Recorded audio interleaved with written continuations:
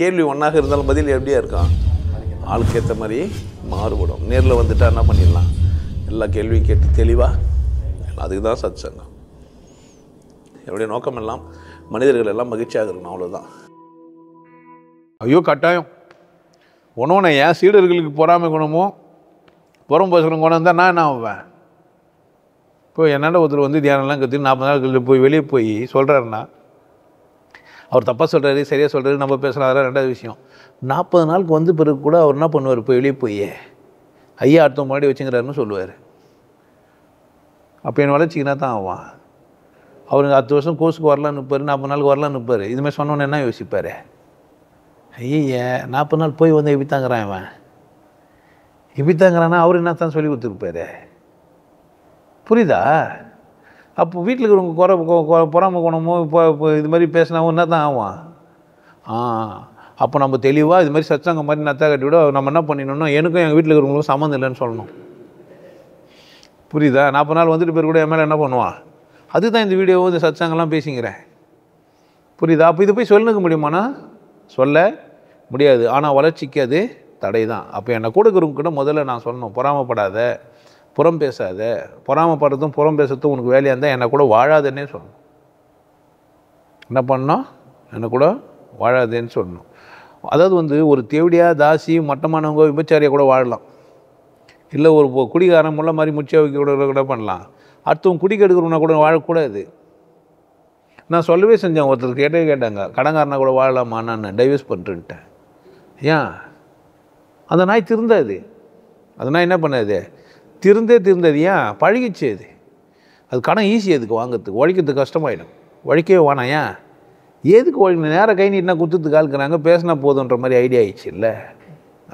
குறை காலம் தானே, உனக்கு நாள் கடன் வாங்கிட்டு வாழ்ந்துடலான்னு கூட நினைக்கும். அதனால் அதை என்ன பண்ணாதீங்க. ஒரு அம்மா என்ன கேட்டாங்க, இது மாதிரி இந்த மாதிரி ஆளுங்கன்னு. அது மாதிரி புறம் பேசுகிறவங்க, இந்த பொறாமை வச்சுன்னு அடுத்தவங்க குடும்பத்தை பற்றி பேசுகிறவங்க, அவங்கள கூட நீங்கள் உறவாட்டினா சொல்லணும். மனைவியாக இருந்தாலுமே, நான் எங்கள் குடும்பத்தில் வரைக்கும் பொறுத்த வரைக்கும் எப்படின்னு கேட்டால், எல்லாருமே கிரிட்டிசைஸ் பண்ணிப்போம். யாருன்னா தப்புன்னா நம்ம என்ன பண்ணுவோம்? அவங்களே நீ குறை சொல்கிறேன்னே கேட்போம். நான் பேசுனது அப்படி தான் பேசுவோம். யார் என்ன பேசுனா, இன்னொருத்தர் யாருன்னா குற்றம் சொன்னால் கூட என்ன தான் பேசுவோம். அதுமாதிரி நாங்கள் பேசணும். உங்கள் குடும்பத்தை கூட நீங்கள் பேசும்போது உங்கள் அம்மாவை பற்றியோ உங்கள் அப்பா பற்றியோ நிறைய பேர் என்ன 2 பேர் உறவாடுறதுக்கு 3ஆவது குறை சொல்லி நிற்பான். 2 பேர் தண்ணி அடினான்னா 3ஆவது குறை சொல்கிறது தான் தண்ணி அடிப்பான். சிகரெட் பிடிச்சின்னு ஊதிடுவான். ஐயா பற்றி உனக்கு தெரியுமா? ஆமாம் இல்லை, திடீர்னு இவ்வளோ பெரிய அபிவிருத்தமாக வளர்ச்சி செஞ்சிடுவான். அது அந்த திடீர்னு ஒருத்தன் பணம் கொடுத்துட்டுக்கிறான், ரொம்ப ஆடுறாரு. இப்போ இல்லை இவங்க 2 பேரும் என்ன வேலை? இப்போ தம் வச்சுன்னு சாதாரணமாக பேசுகிற மாதிரி இது கேட்கறதுக்கு என்ன பண்ணுகிறானுங்க 2 பேரும்? புறம் பேசுறதுக்கு சரியான இடம் இது. தம் அடிக்குது, சாராயம் குடிக்குது, இதெல்லாம் என்கிட்ட வந்து குச்சினா புறம் பேசுறதே வேலையாக இருக்காது. என்ன தான் பண்ணிப்பேன்? நேரடி தாக்குதல் தான். ஒன்று நேரடி தாக்குதல், அப்படி இல்லைன்னா சந்தோஷமாக பாட்டு, சினிமா, ட்ராமா, கூத்து, டான்ஸு தான். புரியுதா என்ன சொல்கிறேன்ட்டு? இது நீங்கள் என்ன பண்ணுறீங்க அப்படிங்கன்னா, உங்கள் ஓய்வு நேரங்களில் இன்னொருத்தரை பற்றி புறம் பேசுறது ஒரு வேலையை வச்சுக்கிறீங்க. அதனால் வாழ்க்கையில் நீங்கள் என்ன ஆக மாட்டீங்க? முன்னேற மாட்டீங்க. விட்டு நீ எப்படிக்கிற, நான் எப்படிக்கிறேன், உன் வேலை எப்படிக்குது, என் வேலை இருக்குது, நீ செய்கிற பிஸ்னஸில் உனக்கு லாபம் நிறைய வருதா, நீ நல்லா இருக்கியா, நேராகவே உங்களுக்குள்ளே பேசினா 3ஆவது ஆள் யாராக இருந்தாலும் சரி. நிறைய பேர் பார்த்தீங்கன்னா இந்த ரஜினி, கமல், விஜயகாந்த், இவங்க சினிமா நடிகர்கள்லாம் எப்படி ஃபேமஸ் ஆகிறாங்கன்னு நினைக்கிறீங்க? ஃபேஸ்புக்கே எதனால் வந்துக்குதுன்னு நினைக்கிறீங்க? ஒருத்தனை பற்றி ஒருத்தன் புறம் பேசுறதுக்கு தான். பார்த்துக்கிறீங்களா? யூடியூப்பில் போய் பாருங்களேன். யூடியூப் சேனல்லாம் என்ன பண்ணுதுன்னு பாருங்களேன். நியூஸ் சேனலில் போய் பாருங்களேன். ஏடிஎம்கே என்ன பண்ணோன்னா டிஎம்கே பற்றினா புறம் பேசும். டிஎம்கே சேனல் என்ன பண்ணோன்னா ஏடிஎம்கே பற்றி புறம் பேசும். புரியுதா என்ன சொல்கிறேன்ட்டு? ஒருத்தன் பைத்தியக்காரன் ஜாட்டில் வச்சுன்னுக்கிறான், இதை ஒருத்தன் பேசிக்கிறான். அவன் சொல்கிறான், நீங்கள் உங்கள் சகோதரியாக நினச்சி பாருங்கள், சகோதரிக்காக செஞ்சு தான் நினச்சி பாருங்கள். சகோதரிகளுக்காக அவன் அடிச்சினான்னா எத்தனை சகோதரிக்கிறாங்க? விளம்பரமான சகோதரிக்கு தான் அடிச்சின்னா, விளம்பரம் பற்றி அடிச்சின்னா, அடிச்சது ஏன் வீடியோவில் போட்டு காமினா? எங்கன்னா அடிச்சுன்னு போக வேண்டியது தானே கம்முன்னு? அப்படி தானே ரூமில் போய் மூடிங்கன்னா அடிச்சுன்னு தான் நம்மனா கேட்டாக்க போகிறான். அப்போ எல்லாமே என்ன தான் பண்ணுகிறான்? இப்போ நானே என்ன பண்ணுங்கிற மாதிரி இருக்குது, புறம் பேசுகிற மாதிரி தான் இருக்குது. நான் புறம் பேசுகிறத ஒரு ஐடியாவை வச்சுன்னு உங்களுக்கு புரிய வைக்கிறேன். மற்றவங்களை பேச என்ன பண்ணாதீங்க, நேரத்தை வீணாக்காதீங்க. அந்த அடிச்சவனுக்காக என்ன பண்ணாதீங்க, ஒரு வீடியோவை போட்டுனுக்காதீங்க. போகிற போக்கில் சொல்லிட்டு போயிடலாம், தப்பு கிடையாது. அதே வேலையை வச்சுன்னு நல்லா இருக்க மாட்டோம். நிறைய பேர் எப்படி தான் நினச்சிக்கிறேன், நான் மதத்தை குறை சொல்கிறதே வேலையை வச்சுன்னு பண்ணு கிடையாது. அது ஒரு போகிற போக்கில் பேசுகிற பேச்சு தான். அது என் வேலை கிடையாது. ஒரு கேள்விக்கு பதில் சொல்கிறேன். என்ன புறம் பேசுனா குடும்பத்தில் நான் என்ன பண்ண முடியாது, வளர முடியாது. நண்பன் கூட புறம் பேசுறதுனா நீங்கள் நல்லா இருக்க முடியாது. ஏன்னா புறம் பேசுகிற நண்பன் உங்ககிட்ட பேசிட்டு அவர்கிட்ட போய் என்ன பண்ணுவான்? 3 பேர் நண்பர்கள்னா XY Z இசட்டை பற்றி எக்ஸ் பேசுதுன்னா இசட்டை பற்றி ஒய்கிட்டையும் போய் என்ன பண்ணாது பேசும். அப்போ உன்னை பற்றி அவன் என்ன பண்ணுவான்? பேசுவான். இன்னொருத்தரை பற்றி உங்ககிட்ட புறம் பேசணும், அவன் போய் இன்னொருத்தர்கிட்டையும் புறம் பேச தான் செய்வான்.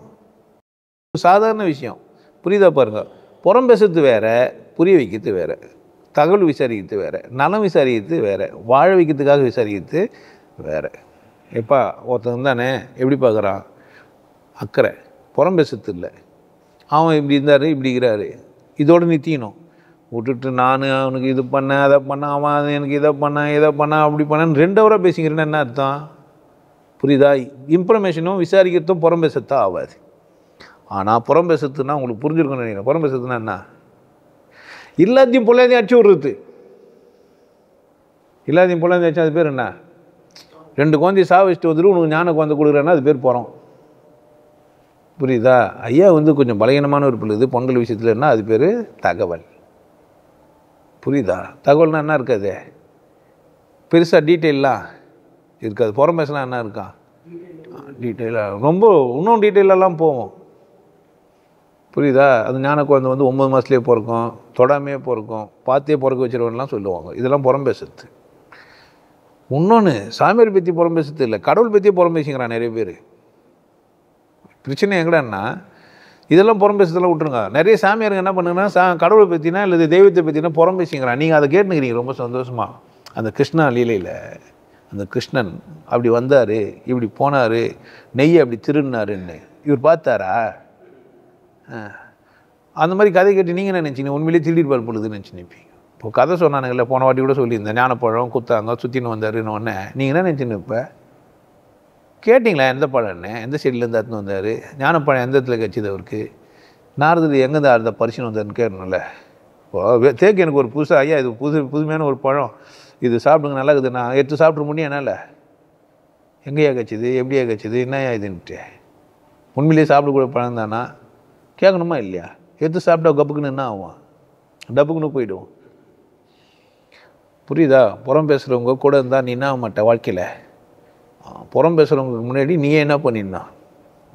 அதுதான் புறம் பேச போகிறாங்கன்றது தான் நானே சொல்லிடுது. இப்போது நான் பொங்கல்கிட்டலாம் போவேன்ட்ட பிரச்சனை, புறம் பேச வேண்டிய அவசியம் கிடையாது. ஜாக்டனில் சாராயெல்லாம் குடிப்பேங்க, காசியெல்லாம் குத்த கூட என்ன பண்ணுறோம், நான் குச்சிருவேன்ட்டேன்னா புறம் பேச முடியுமா? நான் அவர் தான் வீடியோவிலே பேசுகிறாரு போன்றுவான் பாரு. இல்லைன்னா என்ன ஆவான்? இது ஒரு பெரிய லிஸ்ட்டு போயின்னு இருக்கும். இதை பண்ணுவார இந்த ஒரு கதையை சொல்லுவானுங்க. சிகரெட் பிடிப்பீங்களா? என்ன எப்போனா பிடிப்பேன். எப்போ பிடிப்பீங்க? நான் சாராயம் குடிக்கும் போது பிடிப்பேன். சாராயம் குடிப்பீங்களா? ஆமாம் சாராயம் குடிப்பேன். அப்படின்னா விபச்சாரி வீட்டுக்கு போனேன்னா, அப்போ விபச்சாரி வீட்டுக்கும் போவீங்களா? விபச்சாரி வீட்டுக்கும் போவேன். இது மாதிரிலாம் சொல்லினே போவானுங்க. பார்த்துக்கிறீங்களா? சில லிஸ்ட்டு போயினே இருக்கும் பெருசாக. அந்த மாதிரி புறம் பேசுறது நல்லது இல்லை. புறம் பேசுறதுனால நீங்கள் வாழ்க்கையில் முன்னேற முடியாது. திருத்த முடியலன்னா விட்டுட்டு புறம் பேசுகிறவங்ககிட்ட அவங்கள பற்றி யாருன்னா புறம் பேசுனாங்க, மற்றவங்களாம் பேசுகிறாங்கன்னு உங்களுக்கு புரிஞ்சுதான் என்ன பண்ணுறங்க போய் சொல்கிறீங்க. இது மாதிரி எங்கள் பொண்டாட்டியை விற்றாங்க, அடுத்தவங்களை பற்றி குறை சொல்கிறது ஒரு வேலையாச்சுன்னுப்பான்னு அசிங்கப்படுத்திடுங்க. வேறு வழி கிடையாது. இல்லைன்னா என்ன ஆகும்? இது லிஸ்ட்டு போயினே இருக்கும். ஆமாம், நீங்கள் கட் பண்ண கொஞ்சம் கட் பண்ணி பொண்டாட்டி என்ன பண்ணுவீங்க? அவர் கேட்டது பொண்டாட்டியே. பொண்டாட்டி புறம் பேசுகிற பொண்டாட்டி என்ன பண்ணலாம்? திருத்த முடியலண்ணா, அதான் கேள்வி. அதுதான் இவ்வளோ பேச்சு. இந்த வீடியோ போட்டு காமிப்பார்ல, புறம் பேசினா நல்லது இல்லைன்ட்டு நேரம் வரையும். இப்போ என்ன சொன்னாலும் புறம் பேசுகிற நிறுத்தம் நினைக்கிறீங்க? ஏன் பழகிடுச்சு. அத்தவங்களை பற்றி பேசுனா ஈஸியாகுது இல்லை? அவர் இப்படி இவர் இப்படி 2 பேர் பேசி புருஷன் பொண்டாட்டிங்களா மாதிரி பேசிக்கலாங்கிறேன். நீ வேறு ஃப்ரெண்டுங்க இல்லை, பொண்டாட்டியும் புருஷன் பக்கத்தில் உட்காந்து பேசுறது என்னடான்னா அடுத்தவங்களை புறம் பேசுறது ஒரு வேலையை வச்சுன்னு வைப்பாங்க. அவங்களுக்கு பேசினா தான் தூக்கமே வரும். இந்த பக்கத்து வீட்டுக்காரங்கிறானே அவன் சாதாரண ஆள் கிடையாது தெரியுமா, நீவன் ஆரம்பிப்பான். ஆமாங்க நான் கூட பார்த்தேன், அவங்க வீட்டுக்கு டிசைனாக ஆளுங்க வராங்க. ஒரு நாளைக்கு ஒரு ஆள் வரான், ஒரு கார் நிற்கிது. வித்தியா அவன் பழப்பு என்ன தான் அபித்தான். இவங்க 2 பேரும் வழக்கு பிடிச்ச மாதிரி இவங்களுக்கு பக்கத்து வீட்டுக்காரங்களுக்கு என்ன வேலை தேவையான்னு கேட்குறேன். அவங்க வீட்டு கார் வந்தது போச்சு, யார் பிரச்சனை இது? இவங்க 2 பேருக்கு என்ன வேலை? புரியுது என்ன சொல்லிட்டு? இங்கே நிறைய பேர் புறம் பேசுகிற ஒரு வேலையை வச்சுன்னு தான் நேரத்தை வீண் பண்ணுகிறானுங்க.